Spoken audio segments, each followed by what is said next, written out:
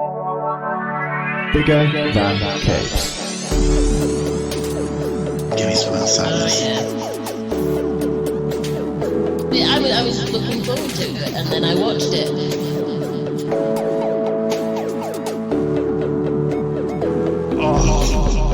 Right.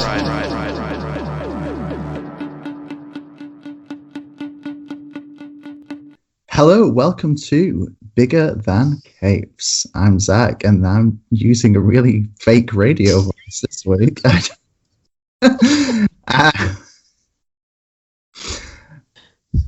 Hello, welcome to Bigger Than Caves. I'm Zach, and this week I'm joined by Angela. Angela, how you doing? I'm doing all right, yes. I feel like I should be putting on a really nice radio voice, but alas, I'm not. I don't know where that came from. I'm sure that what makes it worse is that when I'll listen back to it, I'll be doing my regular voice, but that felt like a very fake opening gambit. I don't know. I should just pre-record the hello, welcome to Bigger Than Caves. Yeah, and just have it that there. would be so much easier than whatever that was. So here we are. It's been some time since our last Zach and Angela episode. It has, yes. Life got in the way. Life did get in the way. But we're back now, which is nice. Hooray! So I was saving this conversation for when this inevitably came about, that I think we should do a catch-up second opinion of the Resident Alien TV show. Indeed, yes. Finished. That's not going to be the main theme of this episode. No. That's just something I think we should do. We should do, because we did threaten it when we originally started watching it. I think there were only 3 episodes out when we recorded for Resident Alien, the comic. Yes, yeah, I think that's right. So since then, we've now had 10. Yes. 10. It's finished. We've been promised a season 2. And we were a little bit harsh on the first 3 episodes, I think, is probably the... Yeah, we were quite harsh, yeah. Critical, one might say. Yeah, I mean, harsh in a necessary way. And I like to think that they took on board our opinions, and they did.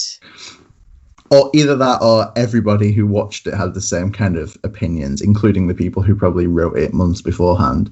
Because suddenly, from episode 4, 5, it really kind of settled more in on its tone. Yes, it became more comfortable with what it was as a show. Yeah, which was good. It was nice. It kind of backed down on the... What was it? It described itself as at the time an alien invasion sci-fi dramedy. Murder mystery dramedy, yeah. Yes. So it kind of backed down on some of those things. Everything got resolved, so the murder mystery did get solved, I think. It did, yes, because it turns out, spoilers for anyone, it's been out ages. If you've not seen it by now, it's tough. But yeah, so it turns out the original Doctor, Harry, who Alien Harry murdered, original Dr. Harry actually was the one that killed the town doctor. Yes. We still don't know why. I'm assuming that's going to be Hook for season 2. Yeah, so do we find that out, but nobody else does? Nobody else does. So they arrest the doctor's wife for the murder, and they assume that she did it. She is suspicious, to be fair. I mean, she's flancing around basically with arrows pointing at her yes, look at me, I clearly killed my husband. But yeah, so they arrest her, but we find out that it's not her, that it was the original human Harry. I don't know whether that was to make us feel a little bit better about the fact that Alien Harry killed him in semi-self-defense. Yeah, that would make some sense if that's the direction this is going in. I think also, I was curious if this is going to kind of pave the way to, that volume 3 of the comic has that kind of storyline where it's the novel that's kind of based on true events. Yeah. And I was wondering if this is going to give us maybe not the novel, but like the true events kind of side of things and discovering, you know, the dark secrets behind stuff. I don't know. Maybe not. But I'm glad that got resolved. I think they settled on a more comedy tone with Max and Sahar and Harry, which was really good. There's this, I think it was in episode 5, there's a bit where Harry just spits at Max. Yes. While they're in the diner and then goes, oh my God, that's not something a human would do. And I don't know, that just killed me. It shouldn't have. But it was, any interactions between Harry and those kids were just hilarious. Like, that was my favourite part, I think. And when they had their little truce, and Sahar's like laying the cards on the table, and you know, you do this and we'll do that, and it was hilarious to see this, you know, grown up alien having to negotiate with these kids. Yeah, I wasn't expecting that to be like the hook of the show for me, but I'm kind of glad it was. I'm glad that's what brought me back in. I still think some of it wasn't handled great. There's the kind of psychotic psychotic agent for some kind of government body. Yeah. She's real murdery, and I really don't like her character. I don't think she added anything. I don't think we needed her in it, frankly. I think you can do the government thing, because they had the whole government thing, and the guy, I can't remember his name, I feel really bad, the guy who she was working with, who was actually the sensible one, who she then tries to kill towards the finale, he's really interesting, and you could kind of play the government side with him sort of thinking that he's doing the right thing, and then is he, and he was more interesting. She was just an absolute caricature. I mean, I'm glad they sort of lent into the absurdity of the whole setup and things, but at least most of the characters still felt like the kids still felt like kids. Asta still felt like a fairly well-rounded person. She, you know, FBI lady, or, you know, army lady, whatever we're calling her, the government agent, just felt like she would have been dropped in from something even more broad. I've obviously had to check. They are Lisa and David. That's it. I like David. Lisa, though, I really didn't like her character. I don't think she added anything. I don't think she was needed. And she dragged those government bits down, because the government bits could actually be kind of interesting and almost threatening and a bit drama, and if you want your drama in there.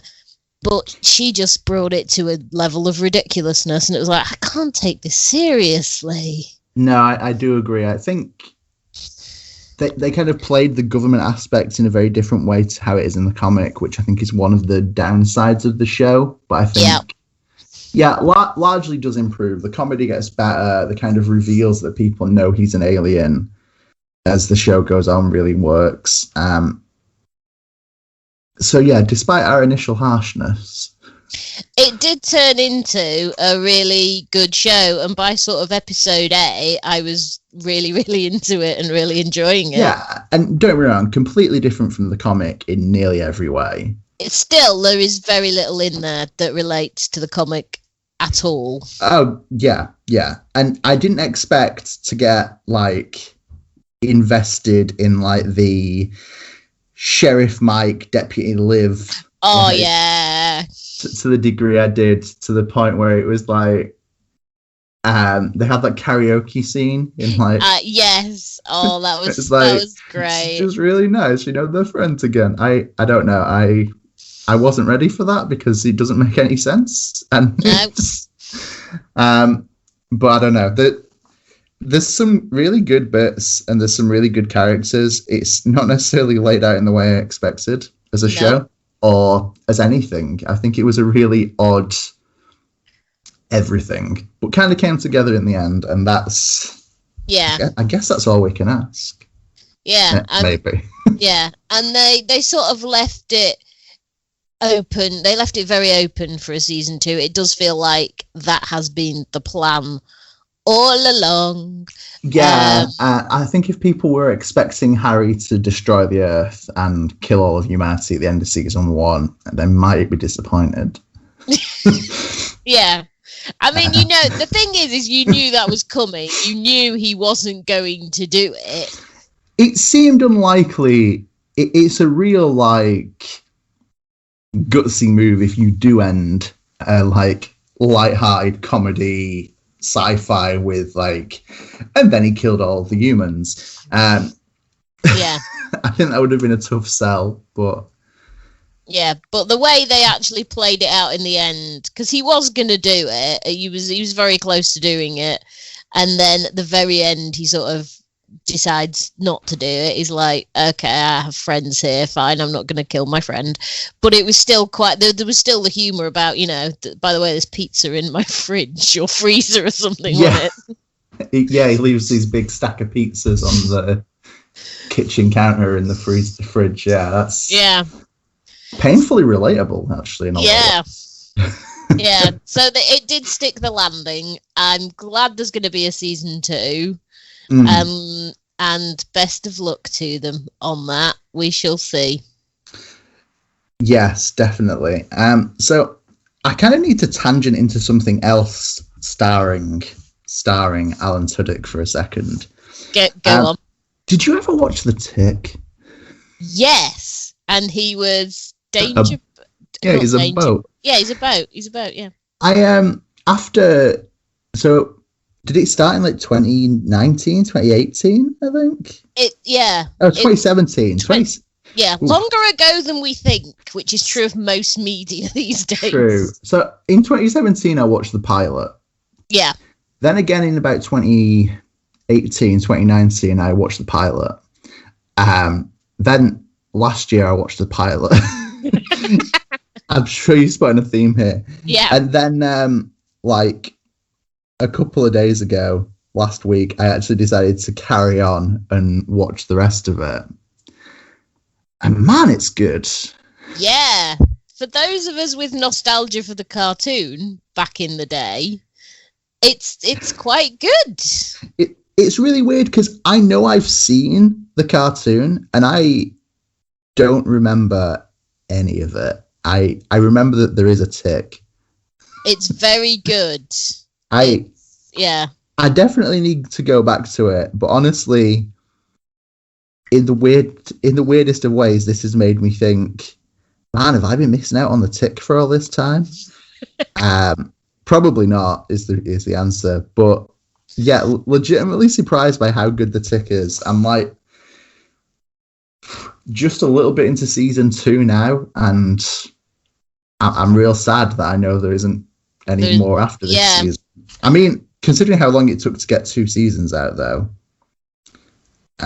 Never say never. Never say never. Amazon may have a bucket full of money somewhere that they can... Oh, they definitely have a bucket full of money. I mean, they have many buckets full of money. Surely they can spare one for some more Tick. It seems like a really simple request, but I imagine it's not as simple as I want it to be, where I'm like, hey, more Tick, yeah? Yeah. Amazon seems to have gone in a really different way with shows recently. They've done Invincible as animated, I assume because of budgetary reasons. Yeah, and don't get me wrong, the Tick, I don't know, but the Tick does seem quite high budget at times. It does look like, this wasn't something that we could just throw together with a few dollars we found down the back of the sofa. The fact that Peter Serafinowicz. There we go. I think his costume changes 3 times in 2 seasons. Suddenly seems like an expensive project, but I think I don't know if it's at the end of Resident Alien that it's like, hey, what else is weird and based off of a comic book property that no one's really invested in. The Tick.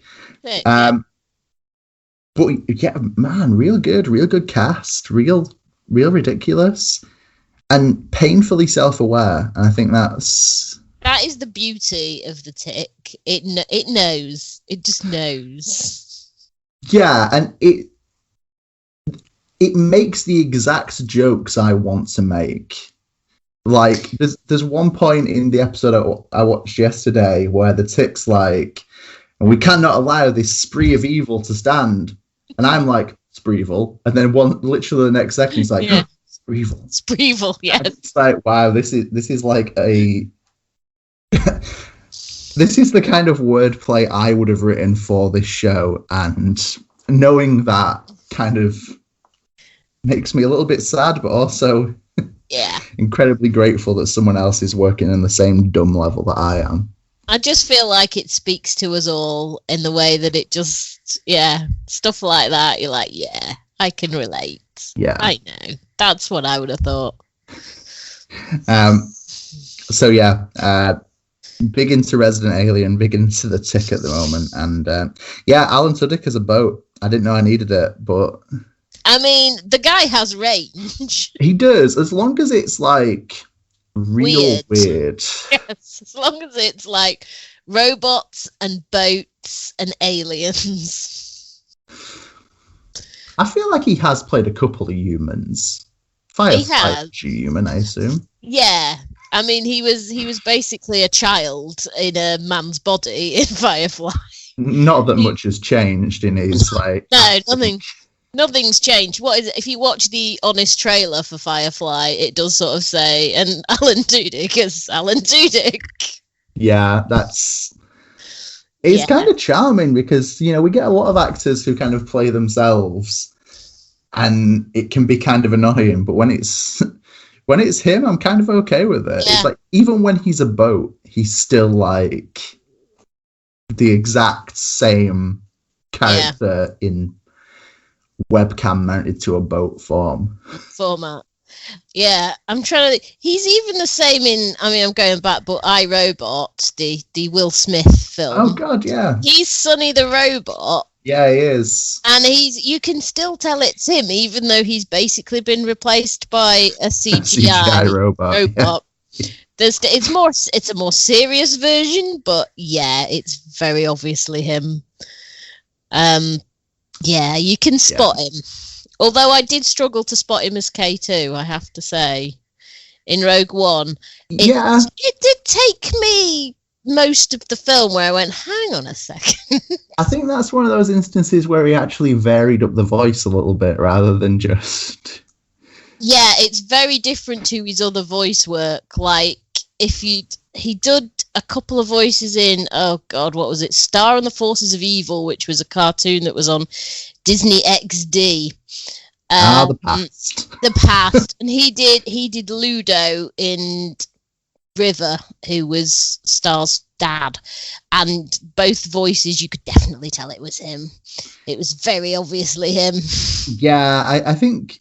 I often wonder, like, is that what people want, though? Is it just that they cast Alan Tudyk to play Alan Tudyk and people are okay with it?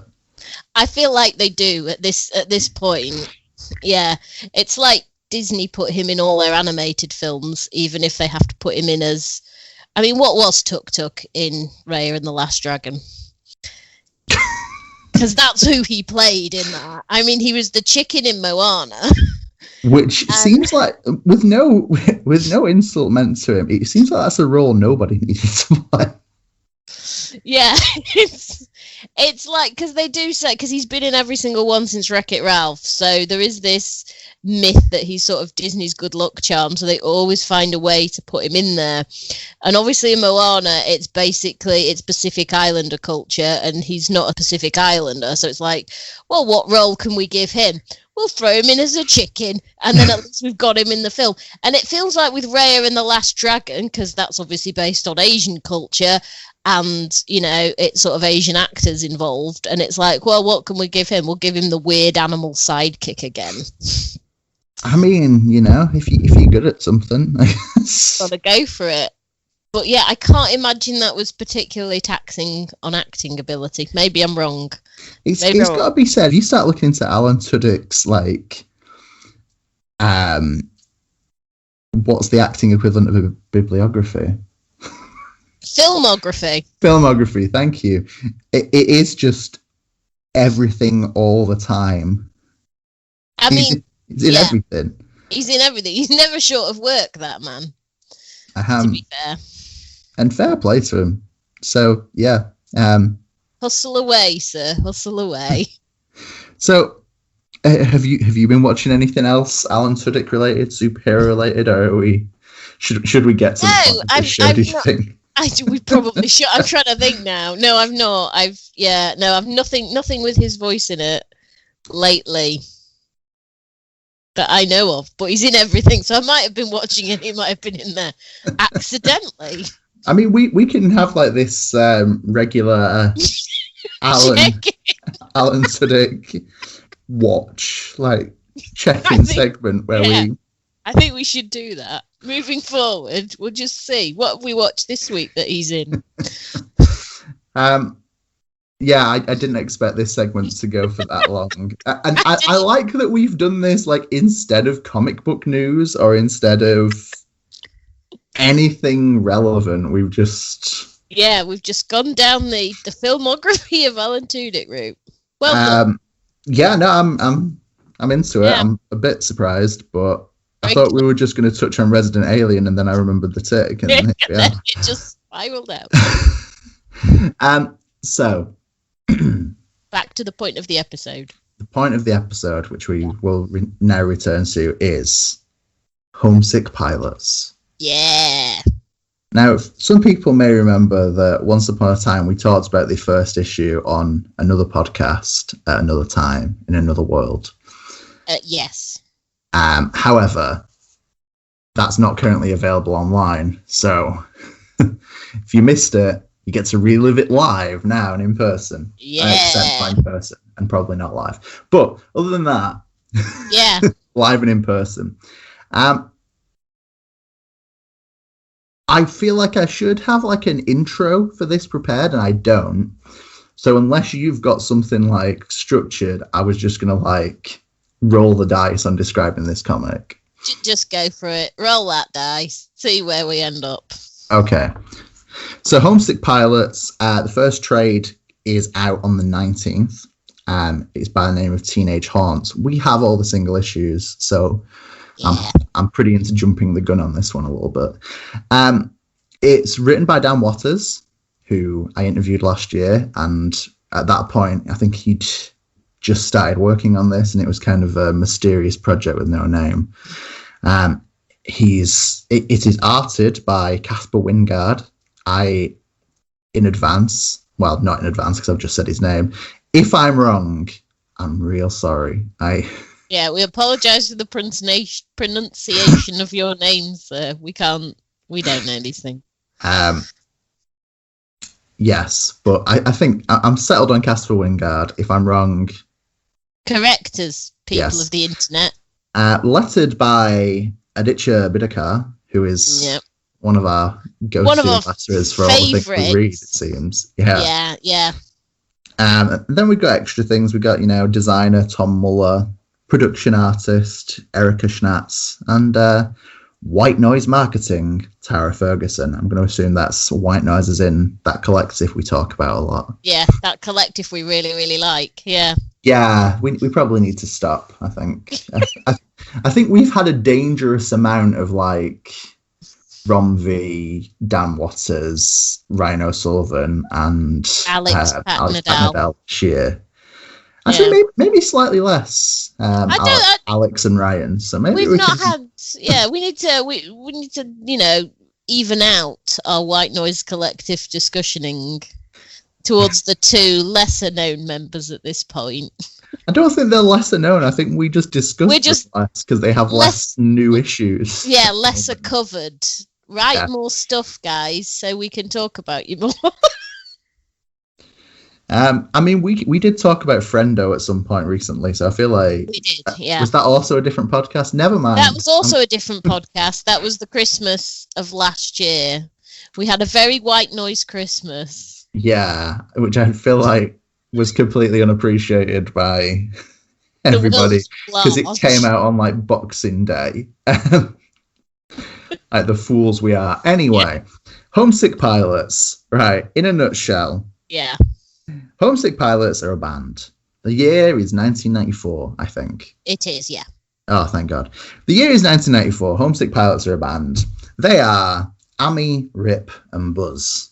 Yeah. Yeah. And we basically start off with them at a gig of a band that they know but do not like. The Nuclear Bastards, which is in a abandoned bowling alley, or a recently closed down bowling alley at least. And they decide that they need to put on a cooler punk gig. Yeah. As we all do. And decide that cooler punk gig, well, Amy decides that cooler punk gig should be in a allegedly haunted house in their town of Santa Manos. Yes. Yeah. I like that I've got the comic next to me to refer to. That's incredibly helpful. That's handy. So they decide that's going to happen. Well, she decides that's going to happen. And then in the middle of the night goes to check out said haunted house.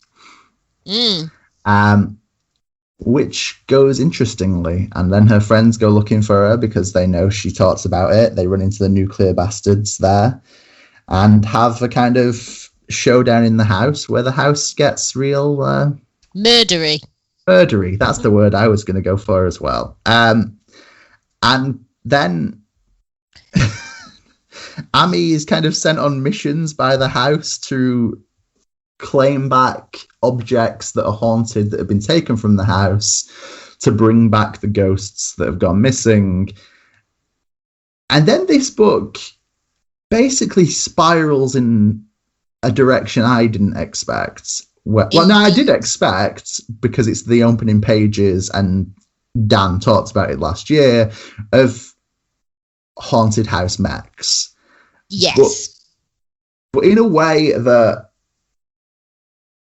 no, for some reason, the idea of haunted house mechs and then the reality of it, well, not the reality of it, but the the comic book reality of it are two things that are like, okay, that's a cool premise, and then you see it happen, it's like, so that's how that would be. Yeah. Okay. It's a really nuts premise. It's mad. And I love it. It's absolutely crazy, but it's so good. Yeah, I guess we both reread this like yesterday. Yeah. And it's just good stuff, isn't it? Yeah. I mean, I didn't know entirely what to expect, because the first issue is kind of different in a way to the rest of it, because it's sort of introducing the characters and the house. Yeah. And then by the 5th issue, you're like, man, this is even better. This is just so good, damn it. Yeah. Yeah, I think that's very accurate. I think the first issue does a lot to introduce everyone and does it really, really smoothly. I think when we see like the introduction of each character and kind of the opening scenes at the gig where the police come in and break everything up, and we basically get an immediate look at who Rip is, with the kind of like when they're betting on what the police are gonna say, and he's like, just assaulted an officer, and then I think we get an immediate like indication, and I think we get that for everybody here, from Rip, Buzz and Amy, and then from the Nuclear Bastards themselves in. All right. Okay. We mostly in the form, mostly Meg and Robbie. We find out who they are up front, and we kind of get hints as the issue goes on that Zach and Sid. Zach is exactly the same as Rip, and I guess that's the joke that I've met. I have known a lot of drummers, and it's the truth. They're all the same person dressed in different clothes. They're just like clones of each other, whether they want it to be true or not. But I think it's really interesting. I think all the characters come off really well, and you kind of see who everyone is really clearly. And whilst it's a weird kind of action horror. Yeah, I would go with action horror. I don't know if is that a genre? It is now. An action horror punk book. There's still kind of some quite heartfelt moments and some quite odd comedy moments as well in it. I think that's a weird combination of things to put into a book. And when I was reading it through it yesterday, I realized how good that page is where Rip tells the story of the kid who went missing in the house. Oh, yeah. And it's like real simple, like sepia kind of color scheme, and just his like narration of allegedly what happened to this kid, which is vague but terrifying, I think is. Yeah, it's like that, it's one of those stories that, kids would tell themselves, sort of these urban legends passed around. But there's something a little bit creepy real about the way that it's told. Yeah, I think kid breaks into the house and they find him weeks later, dying of organ failure. He's been wandering around for weeks. And claims everything keeps moving, and then they find his fingernails embedded in the wall next to the door. Man, that's good quality, like horror. And what is it, like 6 panels, maybe? Yeah, that's all it is, and it's really impactful. Works. And I think we get that as like a little horror opener almost, coupled with like the confrontation with the Nuclear Bastards, which is such a good band name. It's terrible, but it's great, and I think that's the level all band names should aim for. But they have the confrontation, and then in the same thing, like to round off the confrontation, Amy tries to spit at Robbie, and just spits on her own shoe. And I think there's a certain weird balance between like horror, fight, joke that I wasn't expecting, and it works. And then we get even more good panels where we have kind of Amy having a conversation with herself about what's going to be said to her when she gets back to the foster home she's living in. And then she decides to go check out the haunted house. And there's some great things throughout this in the art where we kind of get like the same panel repeated with different coloring or different just the same panel with different coloring. We get a couple of cross sections of the house. We get in the first issue the Nuclear Bastards coming in through the back window and Homesick Pirates coming in through the attic, and they kind of they zigzag their way to the middle where they cross over. And then we get that revisited in the last issue where Amy kind of realizes what's up with the house, and it's real good, Angela. It's real good. It is indeed. It is. It's like, and I like the fact that all the characters are really well realized in you don't skimp on the characterization, but it's pared down to this is what you need to know, this is who they are, this is what they're like. Because in a lot of comics, particularly when you have a female protagonist, I've noticed it's taken down to the common denominator. But it's like things like that first bit where I can't remember which issue it is. Is it the first issue or is it the second issue where she flashes? I think it's the second one where she flashes back to how she met Buzz and Rip to start with. The start of the second issue. It's the start of the second issue.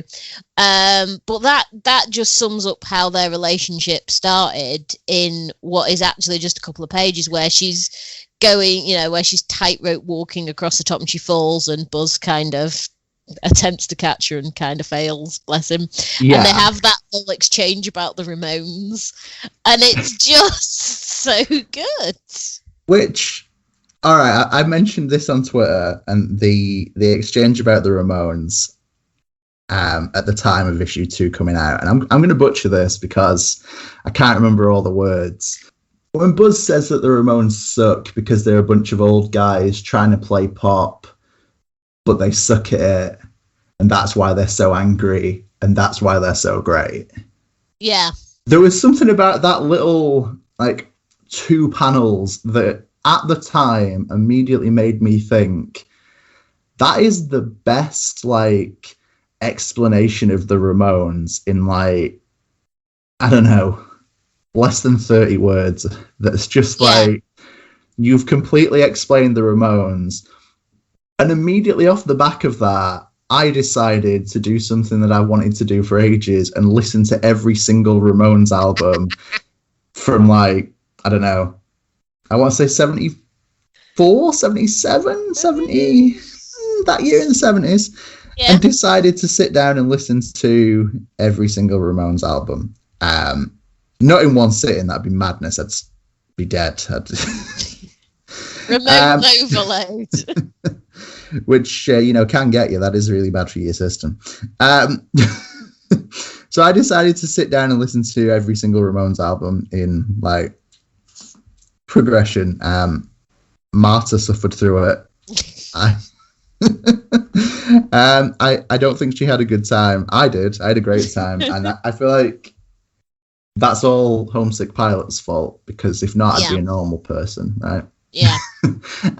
But there's so much about this that I like, and there's little heartfelt things like the talk about the Ramones that made me think this feels sincere in a really odd way, because it's such a strange combination.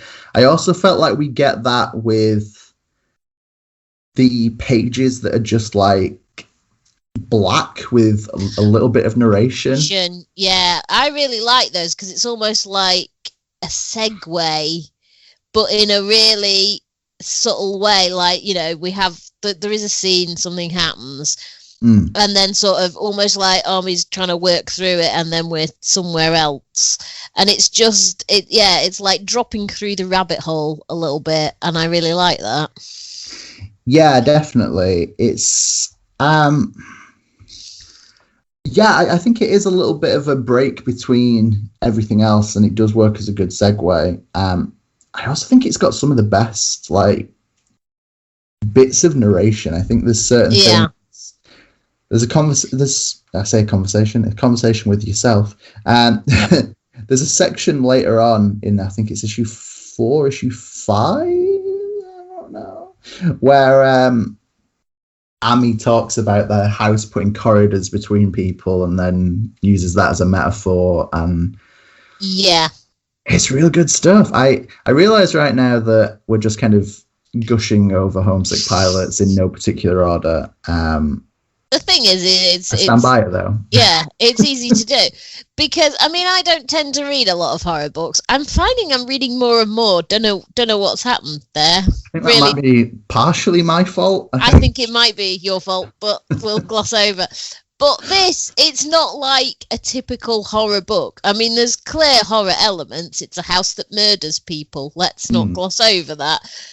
And there's the whole ghost thing, and these objects cause all kinds of weird crap to go down and all of that.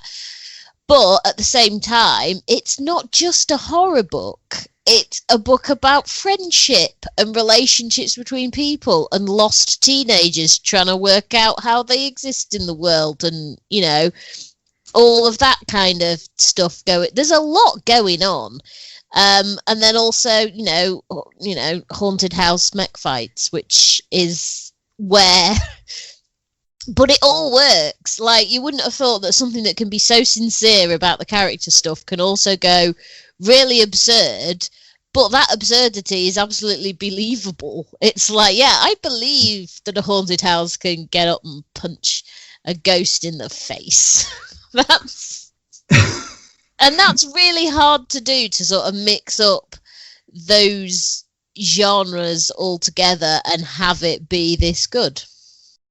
Yeah, no, definitely. I think if this was a straight haunted house book, I don't think it would be as good.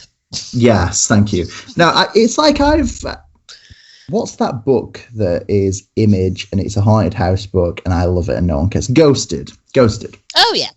So the first volume of Ghosted is essentially a haunted house book about it's like, I don't know, a haunted house book /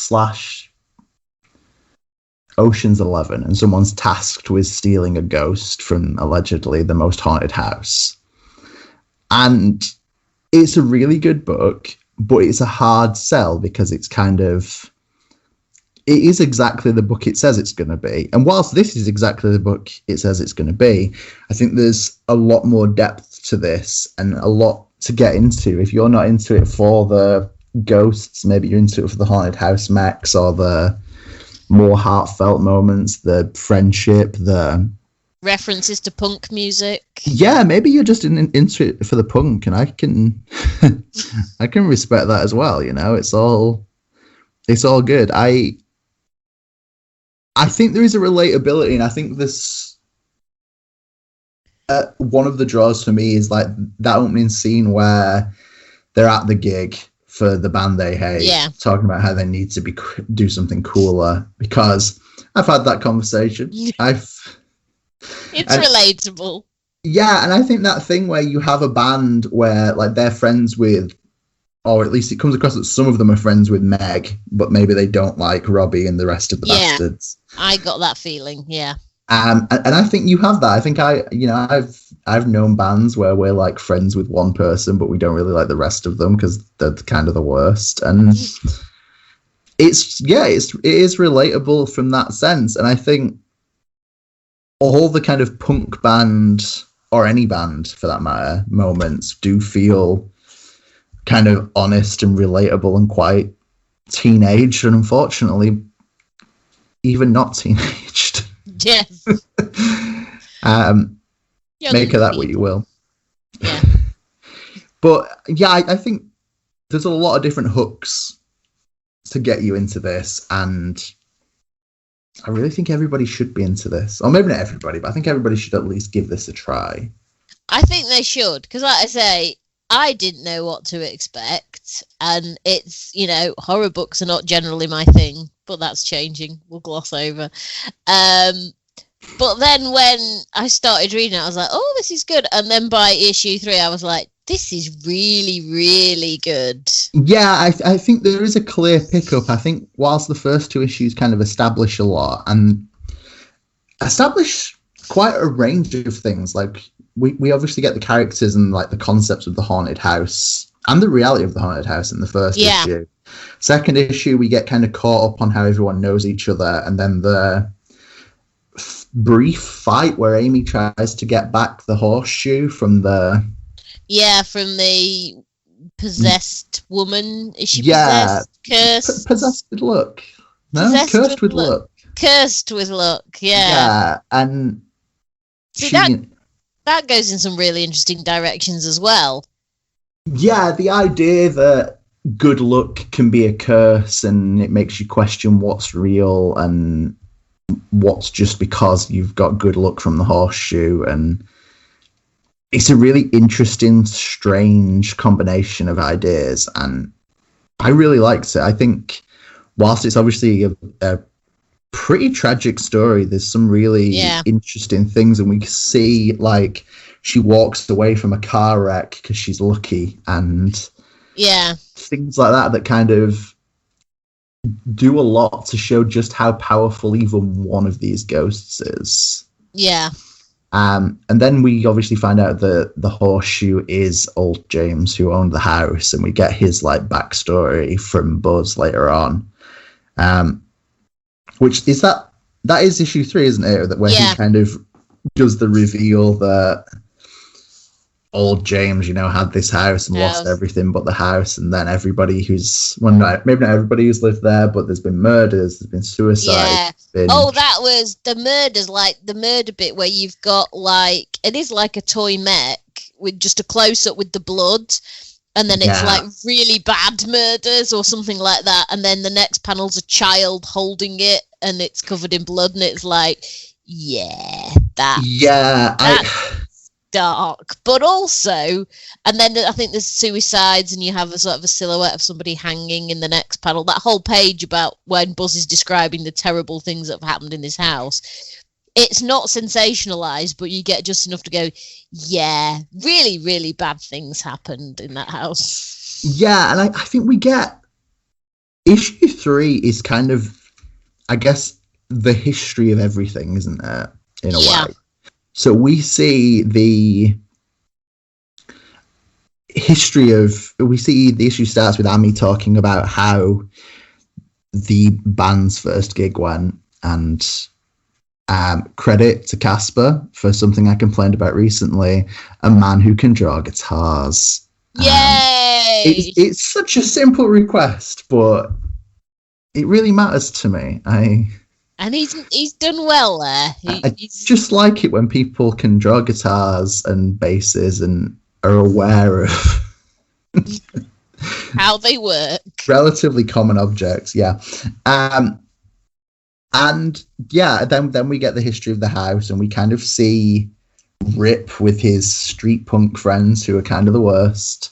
Oh, they genuinely are, yeah. I feel like whilst it's important to see where Rip is, why Buzz is looking for Amy, and Amy is ghosting around rescuing lamps, there's a little point there where I feel like Dan Waters might just be trying to talk about people he's known that annoyed him.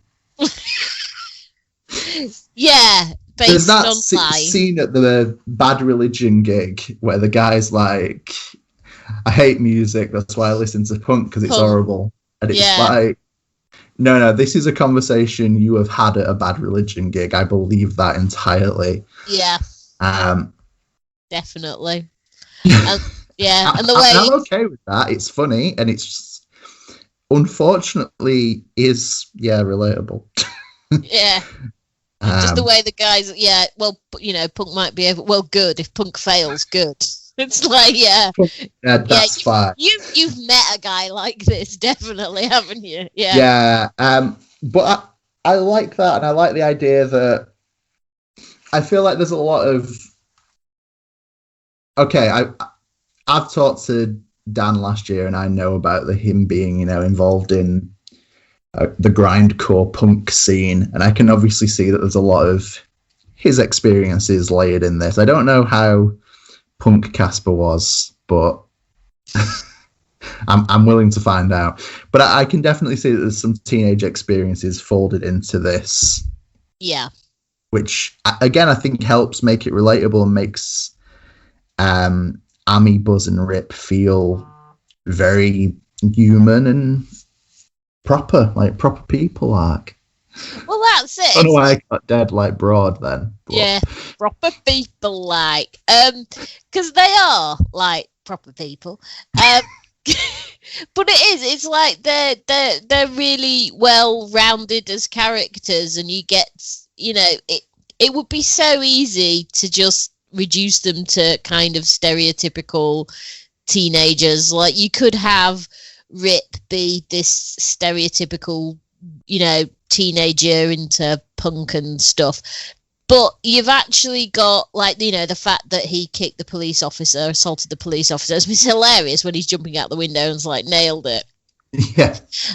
But then later on, of course, that same police officer comes and takes him into the woods and basically beats him to a pulp, which is really tragic. But he could be such a stereotype. Rip is probably the most one you'd think stereotype, but he's not, because you've got all this back stuff about his past, and clearly, he's got all these issues, and he's fallen in with the wrong crowd and drugs and all the rest of it, and it lifts him above the stereotype. He's more interesting than just punk kid who hates the police and he's a rebel and all of that. There's actually more to him than that, and he isn't just as he would superficially appear.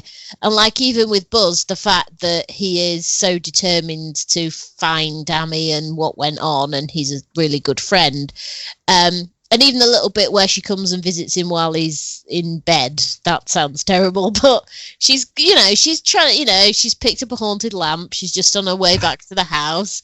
She decides to just, check her friend's okay. And then we see that he lives with his aunt. And it's just completely sort of throw away in a sense, but it's just a little detail that, right, okay, so Buzz lives with his aunt.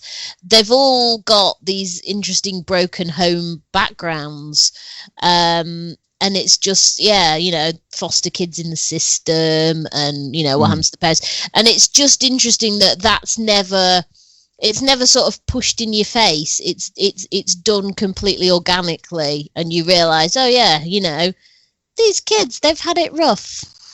Yeah, definitely. They've got each other. And, that's part of the reason why they're friends.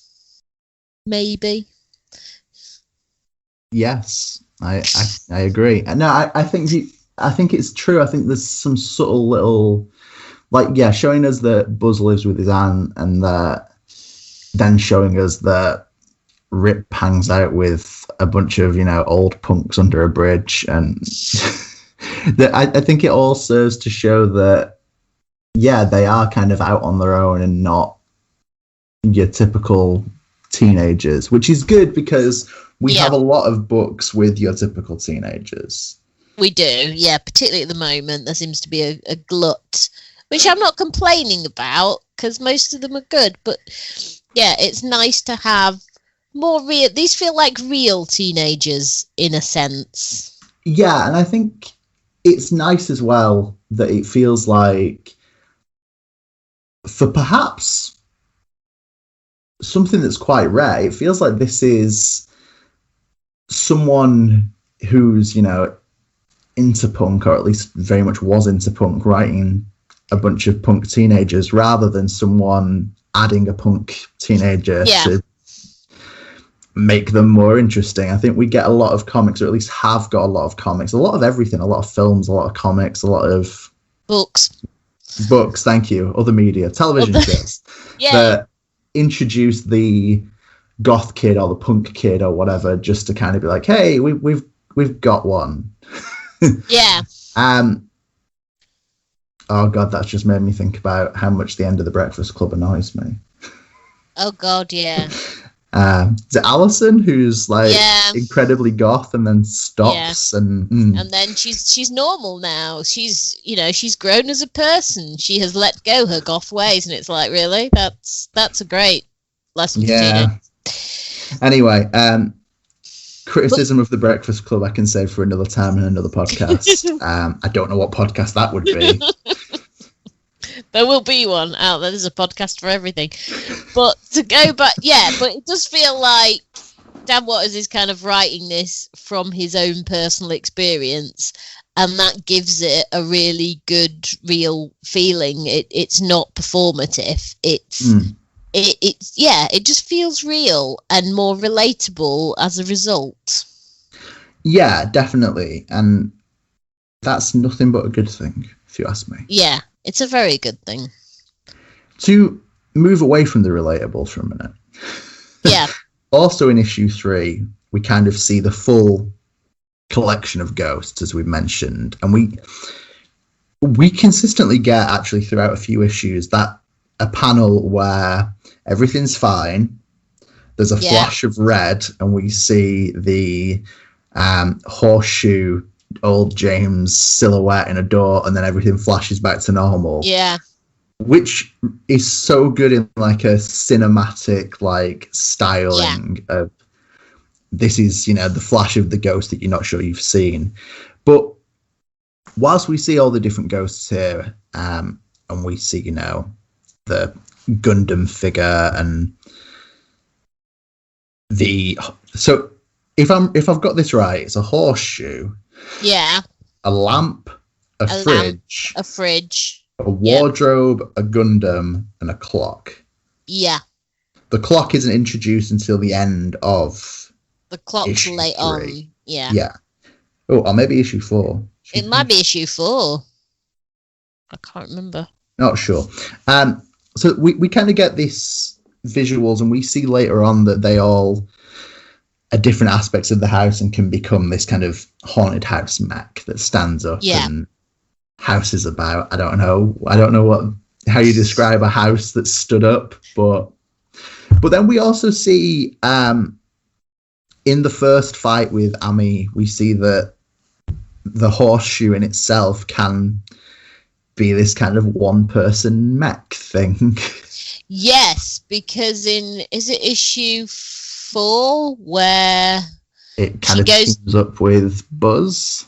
Yeah, because that's when she's going to find the clock, isn't it? And I think she gets attacked. Is that the issue 3? It's at the end of issue 3. It's like the cliffhanger with the videotape. Yeah, with the videotape. And then and at this point, Buzz has made his way back. The house has let him in, so to speak.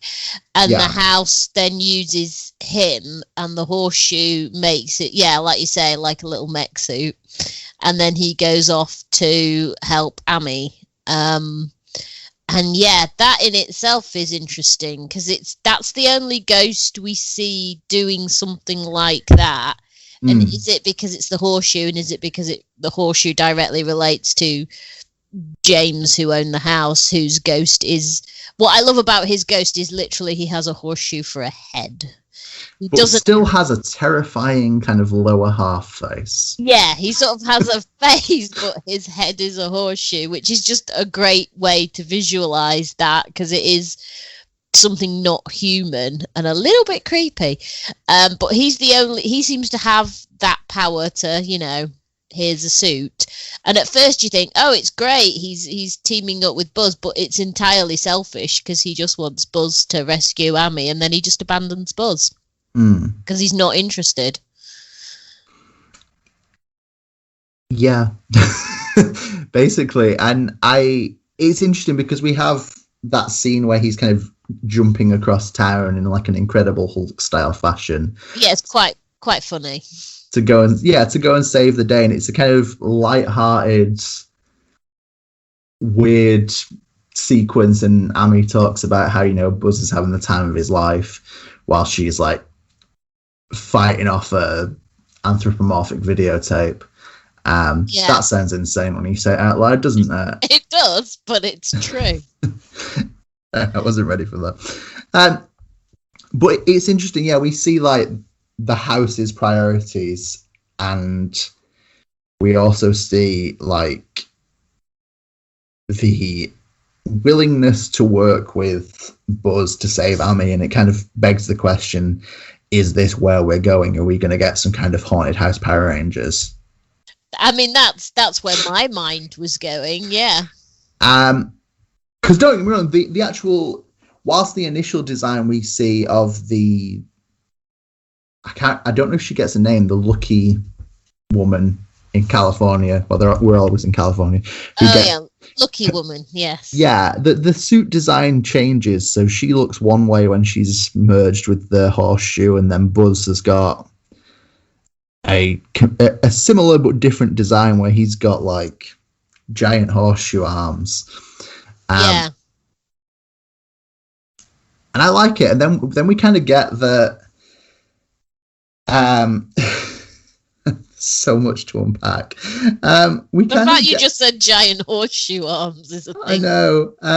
We also kind of get that while Buzz is hopping around trying to save the day in issue 4 and bail Ami out, we've got old James like playing this like Obi-Wan Kenobi style role where he's like chipping in with little bits of horseshoe ghost advice. Yeah, you use the suit, Buzz. Yeah, it's really weird, and it's just all the things. It is.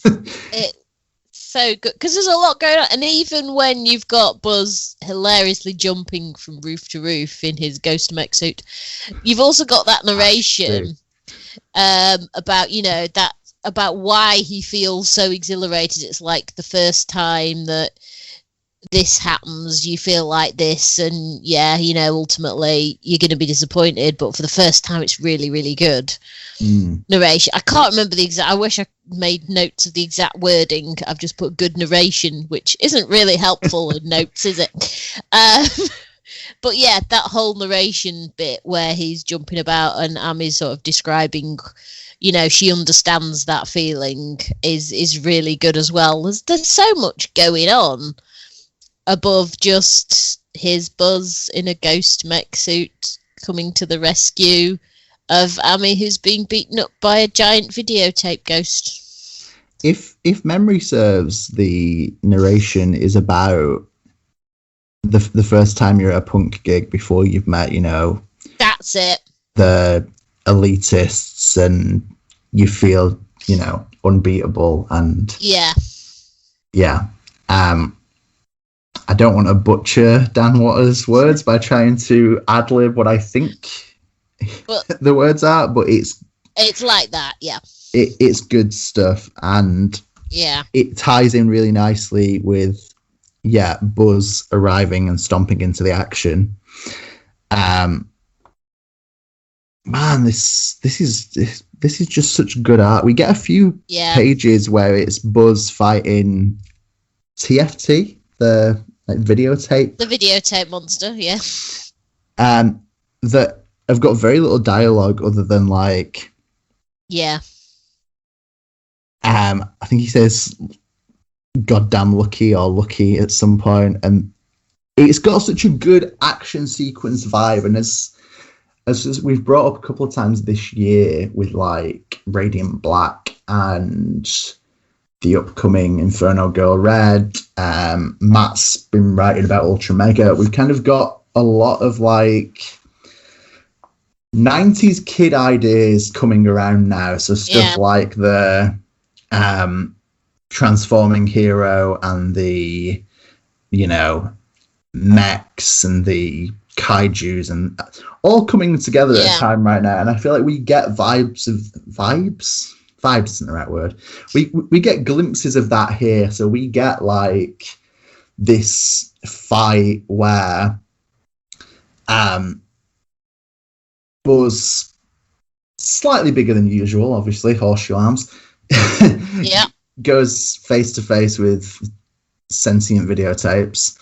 And then we see in the next issue, in the kind of climactic throwdown, the kind of Megazord house versus the giant tape monster. And I think whilst it's something we're seeing a lot of this year, it's something that is very much aimed at me, and I'm okay with that. It does feel like there is a bit. It'd be interesting actually if someone who was not familiar with Power Rangers or the concepts of Power Rangers or, you know, mechs or kaijus or any of that were to read this. They probably wouldn't, because I don't think they exist. But someone who is unfamiliar, because there's a certain amount of cultural knowledge I feel that you have to really have that little bit of, oh my god, it's like Power Rangers. It's so good. And there is a little bit of, like, I feel like you get more out of it having that cultural background of sort of being aware of these pop culture things.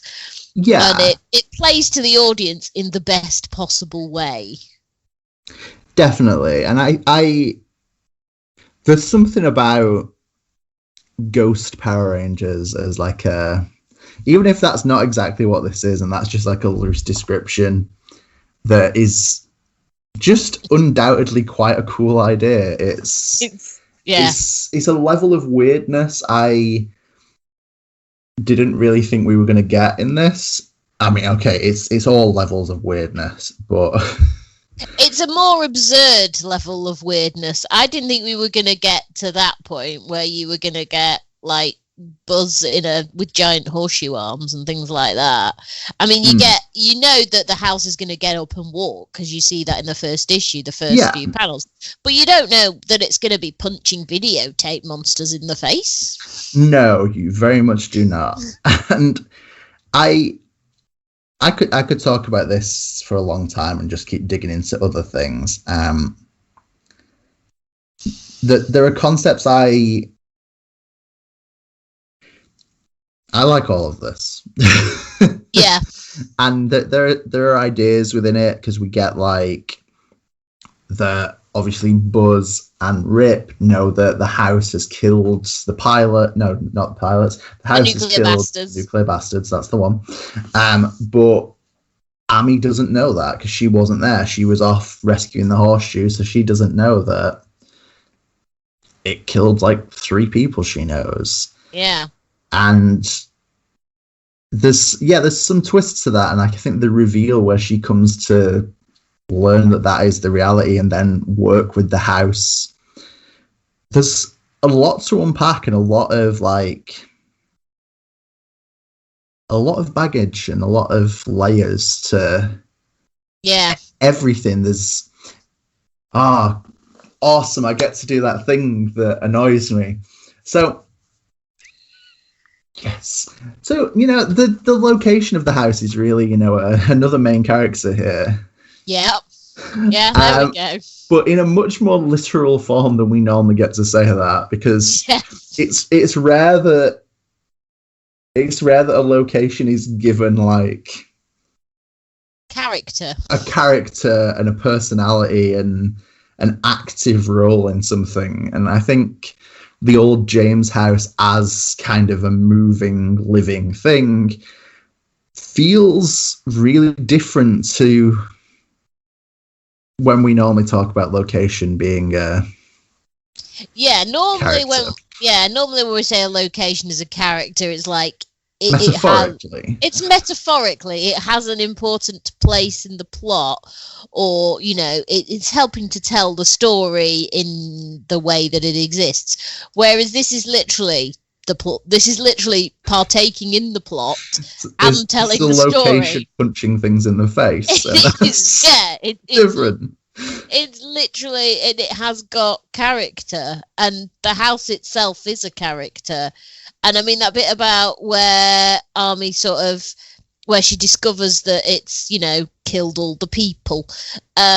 What I like about it is how she actually wants to believe the good things about the house. Up until that point, she's quite defensive about the house, and she's quite, like, the house is a good thing. And then it's like, oh, the house is very, very evil. Okay, but I can work with this because I can recognize in the lonely souls that inhabit this house my own lonely soul. And so the house is alive and punching things. As you do. Yeah. Man, it's good. We keep saying it, but it's true. Yeah, definitely. And there's a nice, almost conclusive... I'm going to try and avoid some spoilers. There's a nice, largely conclusive ending to this. Yeah. That basically sets up the next arc in a really nice way. Yeah. And there are still questions to be answered. We still don't know much about Amy's background. We have this kind of mysterious organization that we don't have all the answers about. We have, more mechs on the horizon. Yeah. Bigger, stronger, faster. And then, is the house destroyed? Is the house going to come back? The house is going to come back. I mean... Well, yeah. That's like Haunted House 101, isn't it? Yeah, but you can never kill it. There's a lot of moving parts here, and there's a lot of interesting ideas that I'm really into. I hadn't really realised when I started this, and we read the first issue in December, that, like, this was going to be something that I was really psyched about every month. And I'm glad it is. I'm glad this is one of those books that every month has continued to impress me and be really well written and really well drawn. I mean, that's something we have touched on, but there are panels in this that there's some really interesting panel choices and some really simple ideas that work really well. Like I said, like showing the house 4 times at different points in the day really works. There's panels that are like lengthways of Amy's journey home in the first issue. There's nothing short of good choices in paneling and layouts. And equally, the colours through this are like this so good, amazing neon pastel landscape brilliance. landscape. That's Yeah, not what I want. Pastel. I don't know. Brilliant. It feels very 1994 in the colour choices, and I like that. It evokes it evokes that period in its colour choices, along with really nicely reflecting everything that's going on. Yeah, and there's panels that are done in relatively normal colouring, like the punk gig or when they're on the pier, and then there's panels, like I say, about like the sepia toned stuff with the kid coming out of the house. Some of the fight sequences are all like monochromatic almost, where it's all shades of pink. We've also got stuff that there are scenes in the house where everything is covered in blood and everything is red and black. Yeah, and it's some of the best pages for it and some of the best panels. Yeah, it's like the murder of the nuclear bastards, R.I.P. But when you see the murder of the nuclear bastards is a hell of an album name. Leave that with me. Mail it to yourself. That whole bit where and there is the moment where I can't remember which one's head gets decapitated, but that is a really, unfortunately, I want to say I think it's Zach. I think it might be. That's bad, but that is just a really dramatic. It doesn't pull any punches, but just that little panel where I think it's a red background and black silhouette of his head coming off, basically, and it's just like that's a really it's not overly graphically gory. You know exactly what's happened. It just works really, really well. I'm all for night, showing murders in interesting ways. Might be something you need to work through, but okay. To be a therapist. One thing I like here is the fact that we get this like unbelievable murder sequence where the house kills a bunch of people. Yeah. And then Rip and Buzz tear the door open and we get that kind of Shining-esque river of blood. And that's not even the end of the issue. No. The fact that it's this huge like set piece of house murdering people, and then it's like meanwhile in Hollywood, I think we're in, or somewhere else in LA. I don't know, it's the contrast between those two scenes is really interestingly done, and it's nice to see a glimpse. A lot of comics would leave on the cliffhanger and do the Amy reveal where she's all ghosty and glowing in the second issue. I think giving you that as the cliffhanger rather than but what happened to her is, I guess, disarms it being just a classic horror story and is like, no, she's, doing this in somewhere else and she's, I don't know, glowy now. Yeah. A little bit ghosty. She's a bit ghosty round the edges. Is that how she describes herself? Something like that, yeah. I've got to say, so whilst we've praised the colouring, and honestly, I think Caspar Wijngaard should always colour his own stuff. It feels like a complete art package. Obviously, it needs to suit the book, and whilst stuff like Peter Cannon Thunderbolt, the colouring does suit the art, and it is a more classic superhero styled book. It is nice here to see Caspar colouring Caspar. It's in the stuff that he colours himself that I think we get this amazing colour palette, and equally he also coloured Limbo, which was his previous collaboration with Dan Waters. Got that right here. Yeah, there it is. I was going to try and reread it before we did this. I didn't have time. But there are some similar visuals and similar,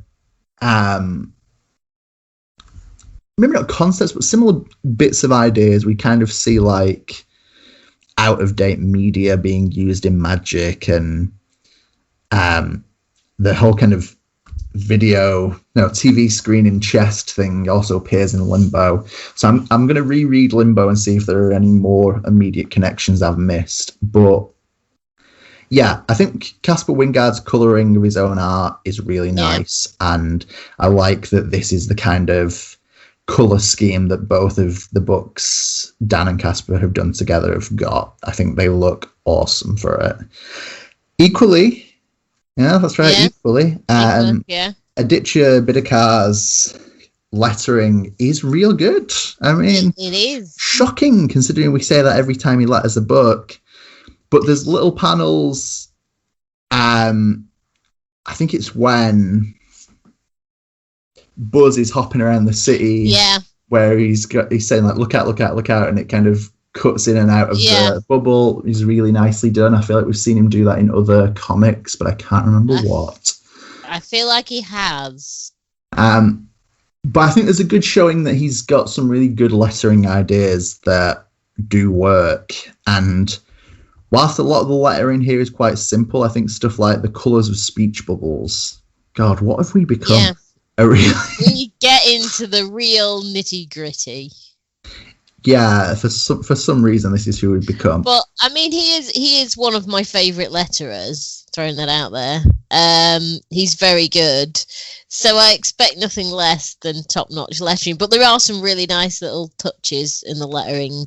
Definitely, yeah, and that's who we've become in recent weeks. We've become, with weeks, months, years. Yeah. I also like that we get the different speech bubbles when it's the voice of old James, and we get the kind of Sandman-esque black speech bubbles with the white writing.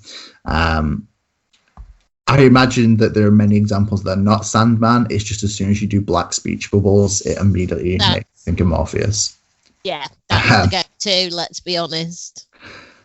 So, nothing but praise for this. I think as a creative team, this is a lot of my favourite people all in the same space. I've got a couple of, like, I don't want to say criticisms, but not so much criticisms, but like notes. Notes, I like those. There are times in the dialogue where, despite being teenagers in 1994 in California, they're very English, aren't they?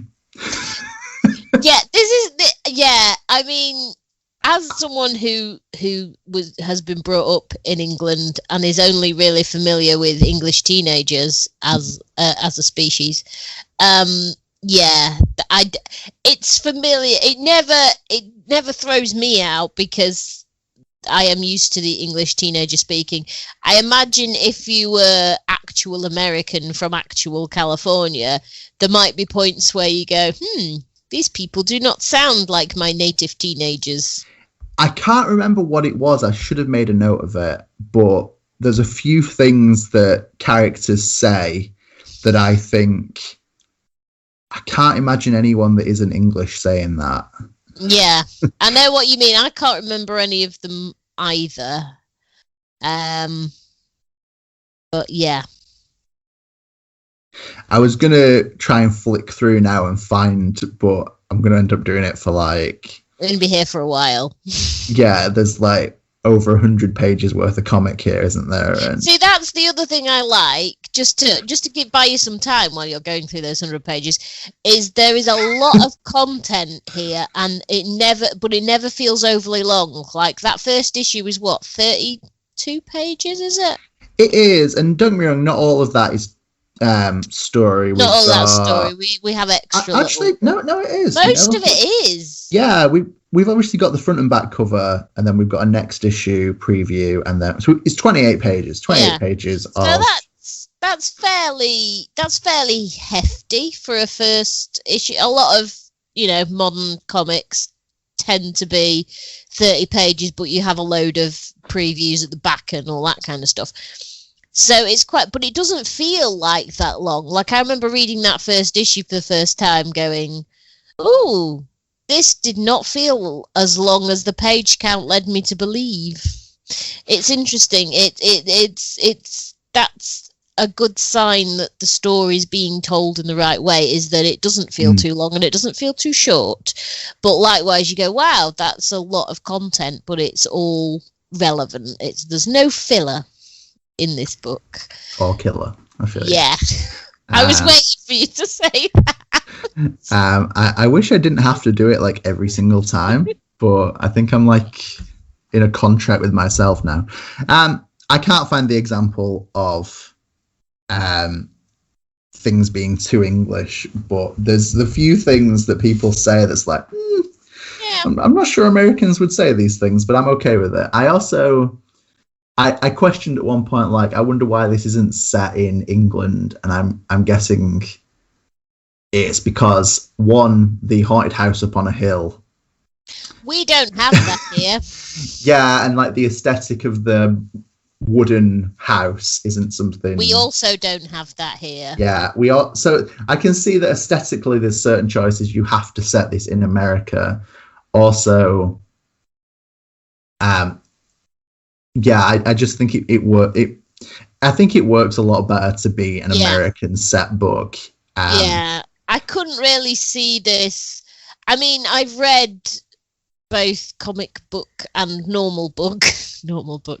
The one with the words, fiction with haunted houses, and there's a clear tradition in this country relating to haunted houses that tend to be sort of old, and usually they have like haunted stones in them or some sort of weird thing. It's a different sort of haunting as you get, whereas in America it's that classic wooden house on the hill aesthetic that's been used for everything from Psycho to the Munsters and the Addams Family and that kind of thing. Yeah. And that works better for this sort of story. Like, you can't imagine a haunted house here getting up and punching anyone.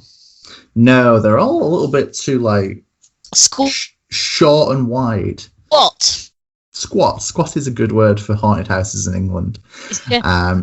But yeah, that is very true, and I think for aesthetic purposes, America makes sense. And don't get me wrong, I'm not saying that I can write American teenagers any less English. I cannot. No. I'm not even sure I can write like English teenagers that aren't like very, very oldham. I think that's all I'd be capable of. But yeah, not like I say, not even a criticism, just a note that I did notice. Also, an observation. Yes, an observation. Good thing. Also, a second thing that is kind of based on responses I've seen on Twitter. So some of the issues have had variant covers. Yes, they have.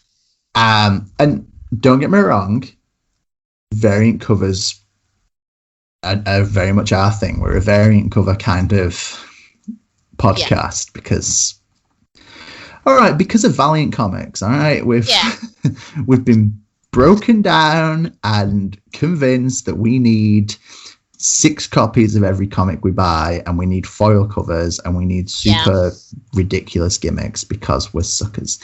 So some of the issues have had variant covers. And whilst we're variant cover people, very much, yeah, and I'm all for a good variant cover, I feel like there's been a lot of kind of social media praise, Twitter praise, let's be honest, largely, about the variant covers. And I just want to take a moment to say the 5 covers for these first 5 issues. Yeah. A perfection. Yes. Like the style of the logo and the kind of similar designs. So you've got Amy with the house on issue 1. You've got the mech lucky woman with the horseshoe, issue 2. Issue 3, you've got Buzz with like a TV screen in front of him. Issue 4, I'm not sure if it's Rip or if it's meant to be Zach from the Nuclear Bastards, because he's got the little nuclear logo and he's all bloody. That could be Zach then. Pre-decapitation, yeah. And then 5, we've got like Ghost Amy with the mech house, which is a little nice kind of reflection of issue 1, issue 5. These, I don't think there's been a better set of covers in comics like recently. No, they haven't. They are great. Yeah, and I think they all look great together. And I think I'm just going to say this now. If Caspar decides to do like a printed set of the covers, I'll take them. Hit me up. But every time it's been like, hey, look at this cool cover by, I can't think, Tula Lote, I want to say Tradmore did one. I know Tula Lote did. I can't remember who else did them, because that was the one that I was least impressed by. I don't like saying it because I like her work, but yes. Yep, that is the one I was least impressed by. I'm pretty sure there was a Tradmore one, and don't get me wrong, they're all good variant covers, but I think people are overlooking a little bit. Yeah, the perfection of the original covers, because like you say, and they fit so well with like the whole of that first arc, like. They almost tell a story through the cover art also. It all harks back to the same sort of stuff, and it's rare to get that decent consistency in cover art these days. Yeah, and I like the fact that they feel like a set, and it feels like a collective thing. And I feel like we've really maxed this out with writing's good, art's good, colouring's good, lettering's good, covers are good, all these things all the time. I think there's been a lot of good comics to start off this year. And a lot of good comics from Image in particular. I think they've been real consistent. I mean, don't get me wrong, I think obviously we're all about the indie books, and I think every indie book I think every indie publisher has had some great output this year. Yeah. I mean, Aftershock and Vault have both done well this year. Yeah, and I think Black Mask, Valiant. I think everyone's had some good. I don't know why Black Mask and Valiant were the ones I went for. I think because you'd taken Aftershock. Because I'd done Aftershock and Vault. Yeah. Well, I think this is perhaps. I don't know how I want to phrase this. I think Homesick Pilots may well be the coolest book this year. I'll give you coolest. Yeah. I think there's something about the merging of aesthetics and ideas that just make this feel like, a really cool, awesome, like idea just done exactly the way it needed to be. And as we mentioned, Dan Waters, Caspar Wijngaard, Aditya Bidikar, they're all people that we're fans of. Yeah, and so unsurprisingly, this is a book that ticked a lot of boxes for us, and the books that did appeal. But yeah, more of this. I know issue 6 is in June. There's going to be more issues. I'm really excited for it. I like that there's a little break, but then jumping back in. I think. Yeah, the second arc looks like it could be really, really good. Yeah, and I initially thought this was going to be like a 5-issue and done kind of book. Yeah, and I'm really intrigued by where the ongoing goes, because I think you could quite comfortably have left it with this one volume and had. Yeah. A good time. Don't get me wrong, there's stuff that's, as we've said, has been opened up to be explored and things we don't know yet. But yeah, it's nice. Like I said, I would be perfectly, if this was all we ever got of Homesick Pilots, it would have been perfect as is. But equally, it's really nice that there's going to be some more exploration of this particular weird concept. Yes, and if they want to do Homesick Pilot prints, hit me up. T-shirts, whatever. I think I need a Nuclear Bastard T-shirt. Or also a Homesick Pilots T-shirt, to be fair. Yeah. This seems like the kind of comic where you could do like band T-shirts for the bands involved, and I would be into. Also, I'm kind of, I think I am like morally obligated to do this. I decided, in my infinite wisdom, to look if there was if anyone had made a Homesick Pilots playlist on Spotify. Has anyone done that? Well, here's the thing. in my searching for homesick pilots, there is one made by a man simply called Dan. I'm assuming that's the Dan because he's also got a playlist called Coffin Bound.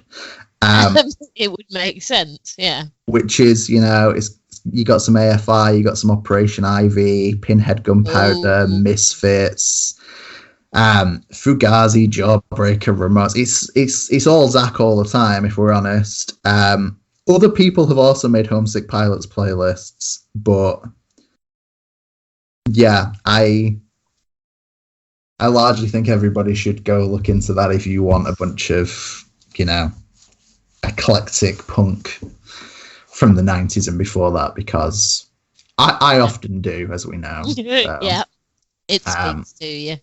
And obviously this immediately felt like the kind of comic that would and could quite comfortably have a playlist to accompany it, and that's obviously one of the things I'm all about. So yeah, I think that's all I've got. I mean, I can keep going, but I think we can keep saying how really great and excellent this book is, which is absolutely true.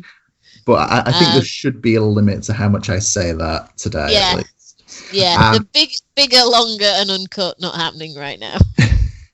I definitely recommend this. I think it's really worth checking out. And that's me. Yeah. Go read it. Singles, trade, however you wish to read your comic books, whether you prefer them in a single or trade format. Just go and read it. Yes. And the trade will be available next week, I guess.